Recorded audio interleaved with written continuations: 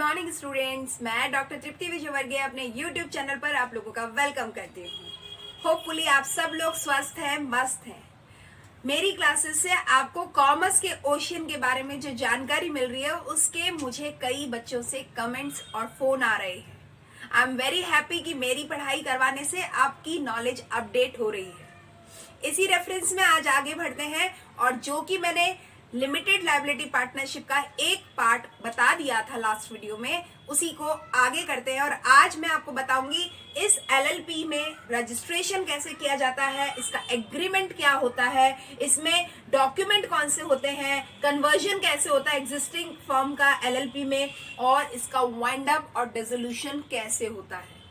इसी के साथ मैं आज एलएलपी के टॉपिक को खत्म करूंगी। Let's start the topic, right. तो अब लिमिटेड लायबिलिटी पार्टनरशिप जो है वो बिजनेस एंटिटी की कुछ ऐसी फॉर्म्स में से एक है जो आजकल की मॉडल फॉर्म्स कहलाई जा सकती हैं। मैंने लास्ट वीडियो में भी बताया था ये hybrid form of the organisation है और इसमें कॉर्पोरेट स्ट्रक्चर के सारे बेनिफिट्स मिलते हैं जो कि एक ट्रेडिशनल पार्टनरशिप स्ट्रक्चर में नहीं थे। तो ट्रेडिशनल के हाइब्रिड फॉर्म में या उसके एडवांटेजेस फॉर्म में बेनिफिट्स दे रहे हैं पार्टनर्स को, इसलिए इसी फॉर्म का नाम है एलएलपी, लिमिटेड लायबिलिटी पार्टनरशिप। अब जो ट्रेडिशनल पार्टनरशिप फॉर्म थी उसमें से अगर म्यूचुअल एजेंसी जो कि पार्टनर्स के बीच में होती है, या अनलिमिटेड लायबिलिटी वाला जो फीचर्स था, या अनसर्टेनिटी ऑफ लाइफ का जो फीचर था, इन सारे रिस्क को अगर कम कर दिया जाए, माइनस कर दिया जाए या रिड्यूस कर दिया जाए, तो we can say this is the fresh form of the LLP.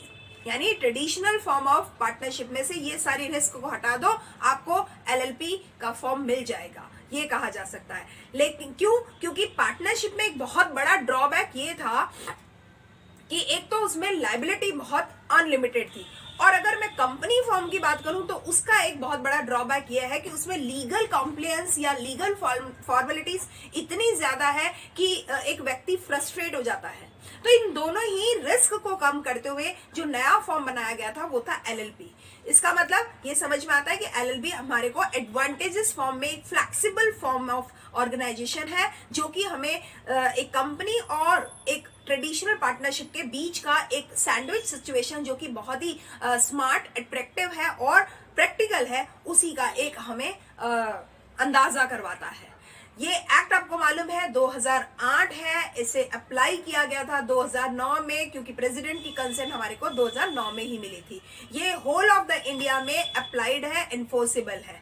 ये मान लो कि स्टार्टिंग में हमारे एलएलपी का कुछ ही फर्म्स थी। ये हालांकि वर्ल्ड वाइड कॉन्सेप्ट है, मैं आपको बता दूं पूरे वर्ल्ड में ये कॉन्सेप्ट बहुत पुराना है, लेकिन इंडिया में अगर इस कॉन्सेप्ट की बात करूंगी तो ये कह सकते हैं आज की डेट तक 10,000 फर्म्स ऐसी हैं जो एलएलपी में काम कर रही है। मोर देन 10,000, मैं 10,000 भी कम ही कह रही हूँ, more than 10,000 firms presently are working as LLP. जो पहली एलएलपी फर्म थी इंडिया में वो 2 अप्रैल 2009 को एस्टेब्लिश की गई थी, और आज की डेट तक में मोर देन 10,000 फर्म्स इस पर काम कर रही है। ठीक है, इसके साइलेंट फीचर्स मैंने आपको लास्ट वीडियो में बता दिए थे। अब इसकी थोड़ी सी आगे की बातें बता रही हूँ, क्या है इसमें। अब इसका रजिस्ट्रेशन कैसे होता है उसकी बात करेंगे। इसमें 2 या 2 से ज्यादा लोग जो होते हैं वो एलएलपी में एसोसिएट हो सकते हैं। कम से कम 2 बंदे और ज्यादा से ज्यादा अनलिमिटेड नंबर ऑफ मेंबर्स हो सकते हैं। इन्हीं को हम डेजिग्नेटेड पार्टनर्स के नाम से जानते हैं। ठीक है, उसमें पार्टनर्स फर्म की जो नेम है उसकी अवेलेबिलिटी को चेक करना पड़ता है, नेम को रिजर्व करवाना पड़ता है, और इसको रिजर्व करवाने के लिए 2 नेम कम से कम होने चाहिए जो कि एलएलपी के लिए रिजर्व करवाने के लिए होते हैं। उसमें फॉर्म FILLIP, इस फॉर्म एलएलपी को भरना होता है। इनकॉर्पोरेटेड डॉक्यूमेंट्स या सब्सक्राइबर स्टेटमेंट, वो सारी चीजों को हमें इसमें देना होता है। एक फीस है जो कि प्रेस्क्राइब्ड है, वो देनी होती है। रजिस्ट्रार ऑफ कंपनी, जैसे कि कंपनी में होता है बिल्कुल ऐसे ही एलएलपी का भी इनकॉर्पोरेशन रजिस्ट्रार ऑफ कंपनी ही करता है।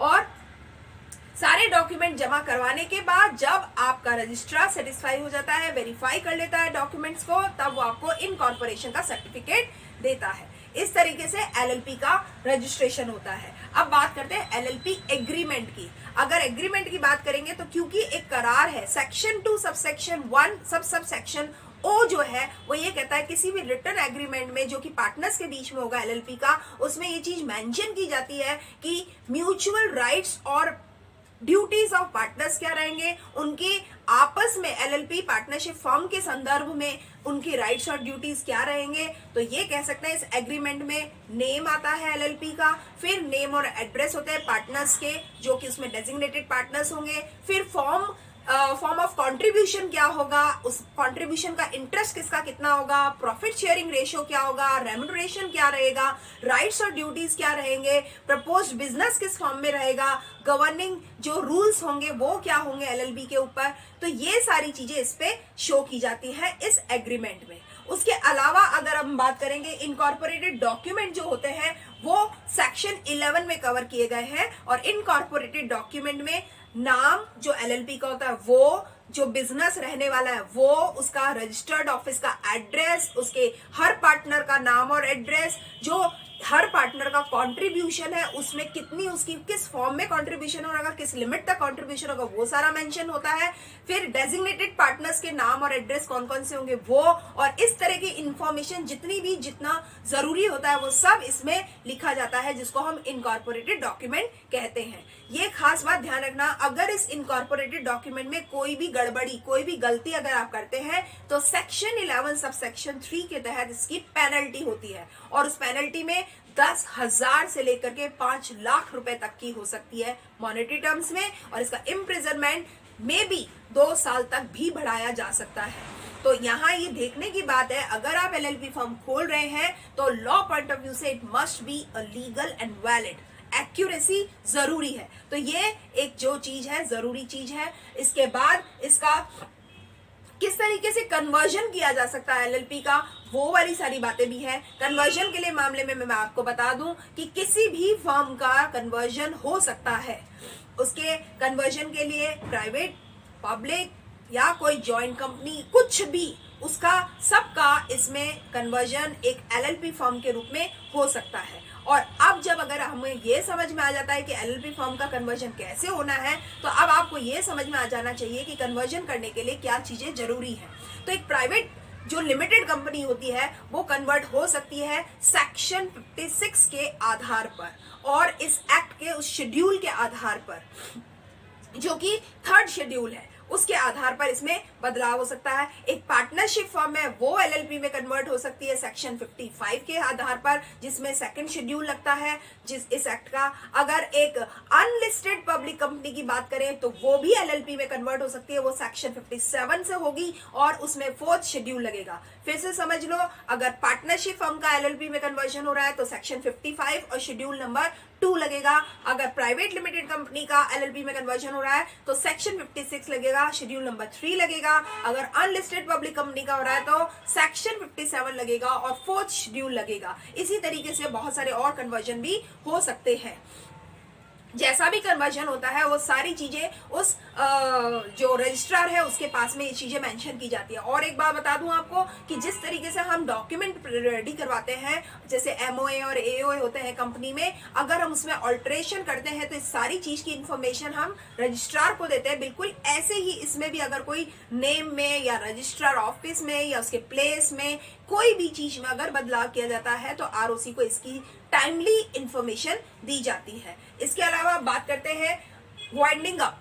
अब अगर मैं वाइंडिंग अप की बात करूंगी तो आप ध्यान रखना, वाइंडिंग अप में ये कहता है 2 तरह के ऑप्शन होते हैं। एक फर्म के पास में, एलएलपी फर्म के पास में वाइंड अप करने के 2 ऑप्शन है। एक ऑप्शन तो है वो ऐसे डिक्लेयर कर दे अपने आप को कि जैसे वो डिफंक्ट कंपनी हो।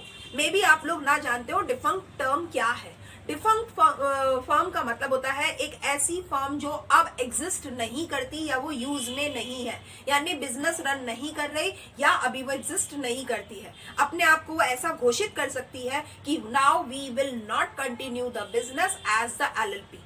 This is the one option and the second option is say वो अपना वाइंड अप डिक्लेयर कर सकती है। तो वाइंडिंग अप करने के लिए उन्हें क्या करना होगा, उनके पास फिर से 2 ऑप्शन होंगे, या तो वो अपनी इच्छा से वाइंड अप कर दे या फिर वो कंपलसरी वाइंड अप करे।